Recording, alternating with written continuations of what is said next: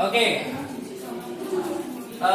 Please pay attention to the whiteboard. Tolong perhatikan ke papan tulis. Okay, we are learning about what we call as recount text. Recount text. Okay. First, the definition. It is a text which contains a story, event, or activity that is done in the past. It is usually telling us about somebody's experience. The definition is very simple. Teks ini biasanya mengandung cerita, deskripsi kegiatan atau aktivitas that is done in the past, yang telah dilakukan di masa lalu. It is usually, biasanya, telling us about somebody's experience, tentang pengalamannya seseorang. Jadi yang namanya recount text itu sebenarnya cerita atau kayak laporan gitu, tapi yang bersifat personal. Kalau laporan yang bersifat akademis atau sangat terstruktur, itu nanti masuk ke kategori report text. Jadi contoh dari report text adalah kalau kalian lihat berita di televisi. Nah, itu termasuk report text. Tapi kalau recount itu contohnya adalah pengalaman yang kalian ceritakan kembali. Misalkan tahun 2015 saya bersama rombongan SD kelas 6 SD Alam berkunjung ke Parangtritis. Di sana ngapain aja? Pertama ngapain, siangnya ngapain, sore ngapain, sampai terakhir perjalanan pulang. Nah, itu kalian recount text, menceritakan atau retelling about your experience, menceritakan kembali tentang pengalaman pribadi secara personal. Artinya tidak ada format terstruktur. Nah, itu masuk recount text. Ada beberapa karakteristik dari teks ini. Pertama, the usage of past tense, penggunaan past tense. Ada yang masih ingat apa ciri-ciri dari past tense? Ya, ada was, ada were. Kemudian kalau dia verbnya pakai verb 2, yang belakangnya ada ed. Itu kalau reguler. Kalau irregular, perubahannya sesuai dengan yang ada di kamus. And then second, the usage of adverbial phrase. Adverbial phrase itu adalah frasa yang berisi tentang keterangan tempat dan waktu. Time and place. Pasti ada ketika kalian menceritakan pengalaman masa lalu, pasti kan ada kayak tadi, tahun 2015, itu namanya adverbial phrase. Keterangan frasa yang menjelaskan tentang keterangan waktu atau tempat. Di mana tempatnya? At Parangtritis Beach.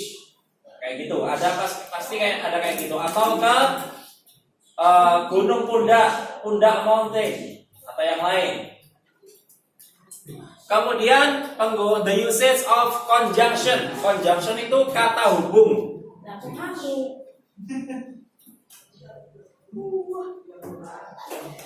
Contohnya seperti apa kata hubung? Kata hubung kalau dalam bahasa Indonesia, dan kemudian setelah itu. Nah, jadi kayak gitu. Pertama menceritakan apa? Setelah itu kami membeli peralatan selam.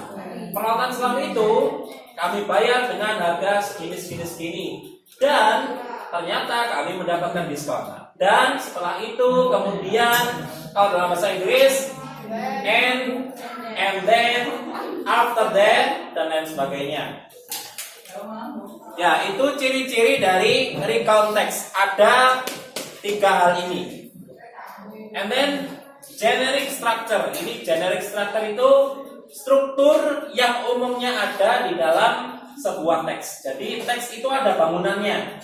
Seperti contoh kalian ketika khutbah atau menyampaikan kultum, pertama kan salam, pembukaan, menyapa audiens, baru masuk ke materi, kesimpulan, penutup, salam.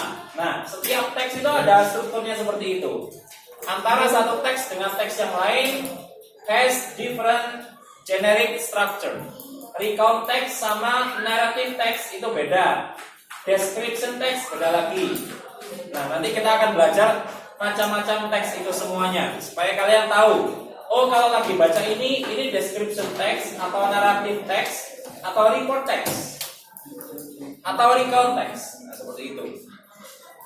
Ya, pertama orientation.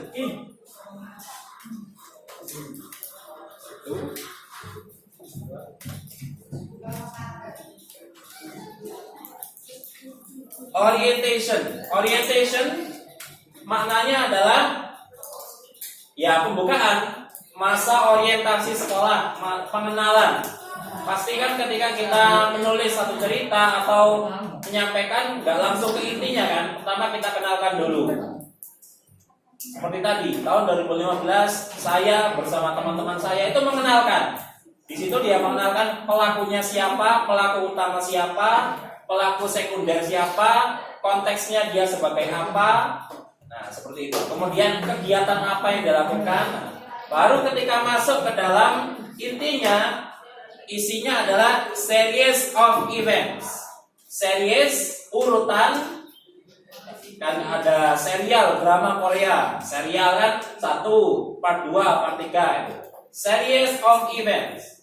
Jadi seri atau urutan dari sebuah kejadian atau kegiatan. Pertama ngapain, kedua ngapain, ketiga ngapain, sampai akhir.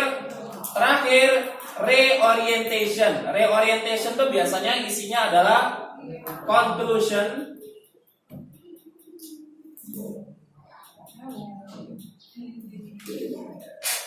Conclusion, kesimpulan. Kesimpulan dari siapa? Biasanya dari sudut pandang orang yang menjadi pelaku utama.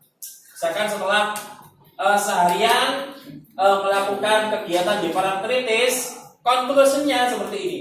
Ternyata Parangtritis itu banyak memiliki mitos-mitos yang terkait dengan hal mistis. Nah, itu walaupun kita tidak percaya sepenuhnya dengan hal-hal yang seperti itu, kita harus tetap menghormati. Kenapa? Karena itu kearifan lokal.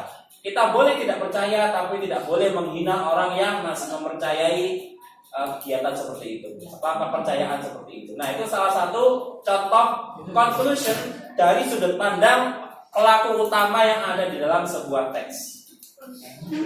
Oke, sampai sini. Any question? Ada pertanyaan? Quite simple, right? Quite easy to understand. Cukup mudah untuk dipahami. Karena sudah mencatat. Ini diingat-ingat. Nanti minggu depan sudah mulai UTS. Salah satu bentuk yang akan Mbak Fitri sajikan dalam soal, nanti ada ini teks singkat 1 atau 2 paragraf. Coba sih mana buktikan kalau ini teks adalah teks recount. Kalian harus menemukan 3 ciri-ciri ini. Mana past tense-nya? Nanti di apa? Kalian sebutkan. Oh, past tense-nya ada berapa? Ini penggunaan verb 2, ini penggunaan was dan were itu. Mana adverbial phrase-nya, keterangan waktu dan tempat. Nanti kan biasanya ada yesterday atau apa 2 years ago kayak gitu. Kemudian conjunction. Nah, seperti itu. Termasuk ini juga, mana orientation-nya, mana series of event, mana reorientation. Seperti itu. So far, any question? Nggak ada? Oke. Kalau nggak ada, sekarang jam berapa? Kurang dikit ya. Oke. Your task is to create 1 paragraph of orientation. Jadi 1 paragraf aja.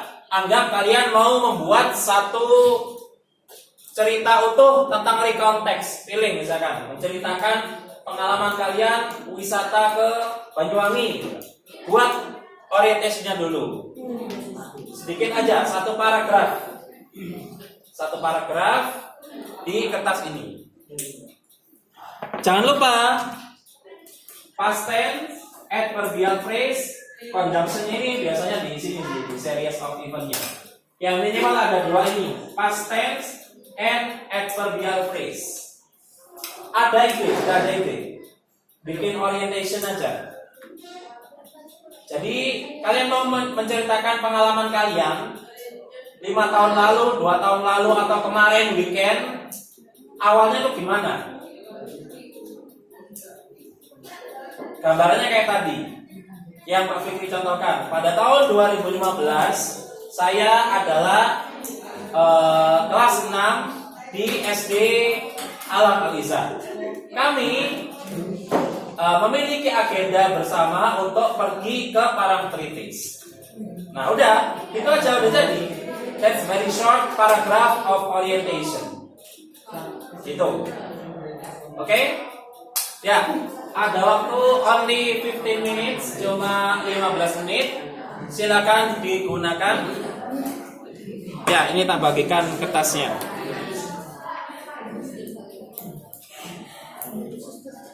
Boleh dibagi dua, boleh full, silakan. Bagi dua aja ya.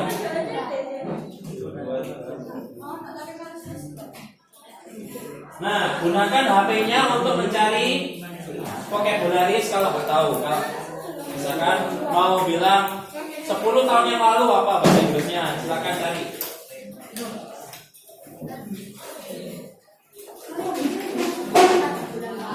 Dibagi dua ya.